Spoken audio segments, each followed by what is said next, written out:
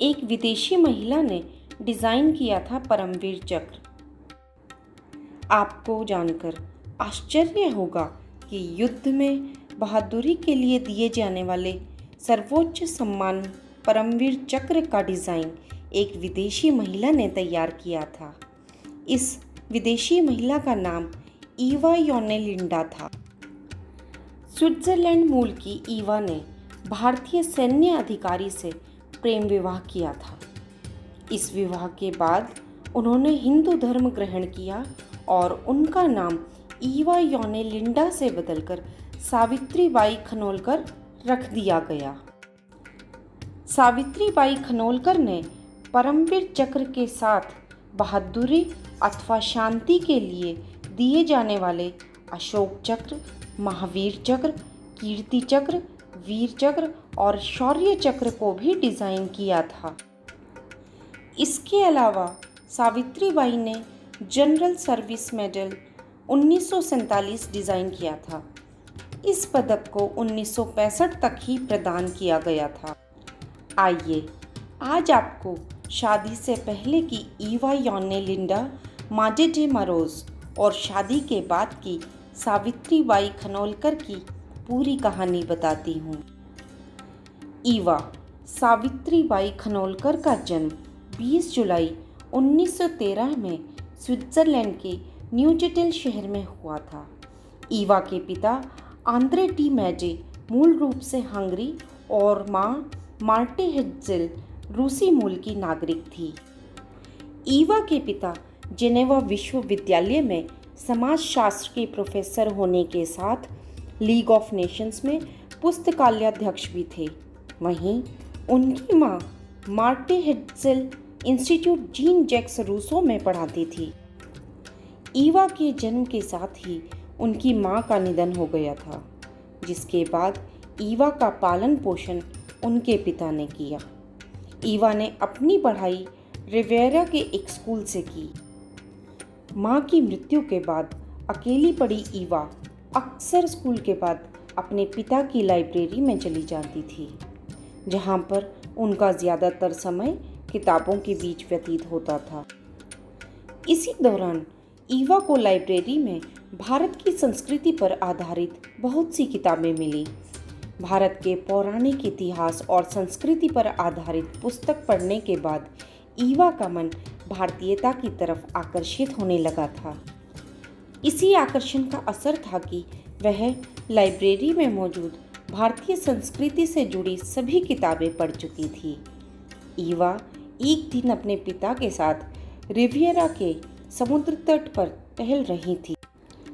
इसी दौरान उनकी मुलाकात ब्रिटेन के सैंडहर्स्ट मिलिट्री कॉलेज में पढ़ने वाले भारतीय युवकों के एक समूह से हुई। भारत के प्रति आकर्षण के चलते कुछ ही पलों में ईवा भारतीय युवकों के साथ हिलमिल गई। भारतीय युवकों के इस समूह में विक्रम खनोलकर भी थे। इस दिन ईवा ने विक्रम खनोलकर से भारतीय संस्कृति के बारे में लंबी चर्चा की। इस मुलाकात के बाद विक्रम खनोलकर अपना पता ईवा को देकर सैंडहर्स्ट वापस चले गए। भारतीय संस्कृति के प्रति आकर्षित ईवा अब अक्सर विक्रम खनोलकर से पत्र लिखकर संवाद करने लगी।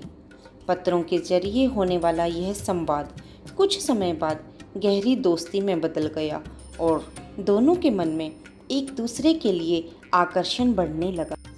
इसी बीच विक्रम खनोलकर की पढ़ाई पूरी हुई और वह भारत लौट आए। भारत लौटने के बाद विक्रम खनोलकर ने भारतीय सेना की 5/11 सिख बटालियन को ज्वाइन किया। बतौर सैन्य अधिकारी विक्रम खनोलकर की पहली पोस्टिंग औरंगाबाद में हुई। ईवा और विक्रम खनोलकर के बीच पत्राचार अभी भी जारी था।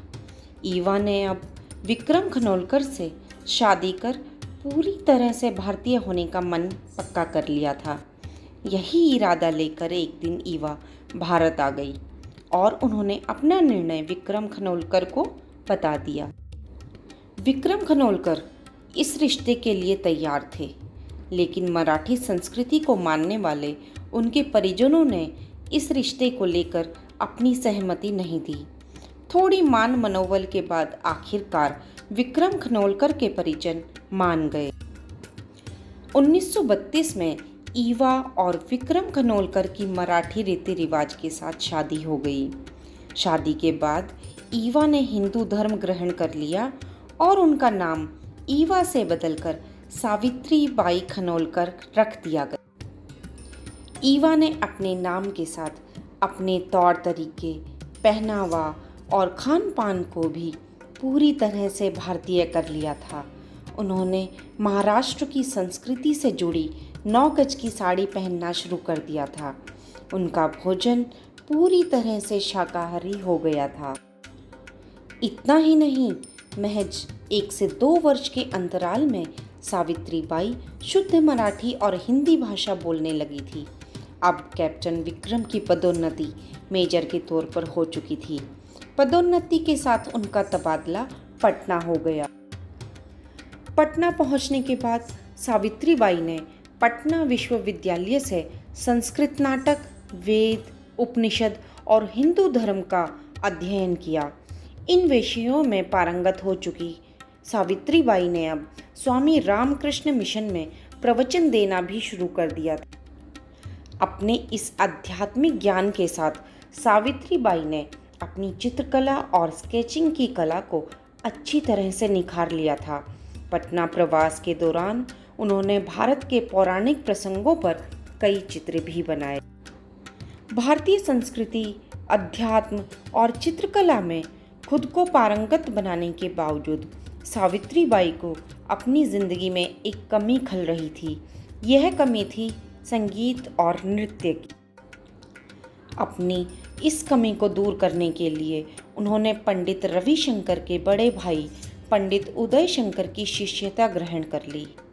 सावित्री बाई ने कुछ समय में शास्त्रीय नृत्य की विभिन्न विधाओं में खुद को पारंगत बना लिया था। भारतीय संस्कृति, अध्यात्म, चित्रकला और नृत्य में पारंगत होने के बाद सावित्री देवी एक भारतीय से अधिक भारतीय बन चुकी थी। सभी विधाओं में पारंगत होने के बाद उन्होंने सेंट्स ऑफ महाराष्ट्र और संस्कृत डिक्शनरी ऑफ नेम्स नामक 2 पुस्तकें भी लिखी थी। 1947 में हुए भारत पाक युद्ध में अदम्य साहस और अभूतपूर्व युद्ध कौशल दिखाने वाले वीरों को सम्मानित करने के लिए भारतीय सेना नए पदक तैयार करने पर कार्य कर रही थी। पदक तैयार करने की जिम्मेदारी मेजर जनरल हीरालाल अट्टल को दी गई थी। अब तक मेजर जनरल अट्टल ने पदकों के नाम पसंद कर लिए थे। इन पदकों को परमवीर चक्र, महावीर चक्र और वीर चक्र का नाम दिया गया था। इसी दौरान मेजर जनरल अट्टल की मुलाकात सावित्री बाई से हुई। इस मुलाकात के दौरान सावित्री बाई की भारतीय संस्कृति पर समझ, पौराणिक प्रसंग और आध्यात्मिक ज्ञान ने मेजर जनरल अट्टल को खासा प्रभावित किया था। सावित्री बाई की चित्रकला देखने के बाद मेजर जनरल अट्टल ने मन ही मन ठान लिया था कि वह पदक की डिज़ाइन सावित्री बाई से ही तैयार कराएंगे। एक दिन मेजर जनरल अट्टल ने यह प्रस्ताव सावित्री बाई के समक्ष रख दिया, जिसे उन्होंने सहर्ष स्वीकार कर लिया। सावित्री बाई ने कुछ दिनों की मेहनत के बाद सभी पदों का डिज़ाइन तैयार कर मेजर जनरल अट्टल को भेज दिया। परमवीर चक्र का मूल स्वरूप के तौर पर 3.5 सेंटीमीटर व्यास वाले कांस्य धातु की गोलाकार कृति तैयार की गई, जिसमें सावित्री बाई ने भारत की आदिकाल से अब तक की वीरता, त्याग और शांति के सूचक को परमवीर चक्र में शामिल किया था। इसमें इंद्र के वज्र को दर्शाकर महर्षि दधीची के त्याग को दर्शाया गया है। परमवीर चक्र में चारों तरफ वज्र के 4 चिन्ह बनाए गए हैं। पदक के बीच में अशोक की लाट से लिए गए राष्ट्रीय चिन्ह चक्र को जगह दी गई है। पदक के दूसरी ओर कमल का चिन्ह है, जिसमें हिंदी और अंग्रेजी में परमवीर चक्र लिखा गया है। 1947 में हुए भारत पाक युद्ध के बाद सावित्री बाई ने अपना जीवन युद्ध में विस्थापित सैनिकों की सेवा में समर्पित कर दिया।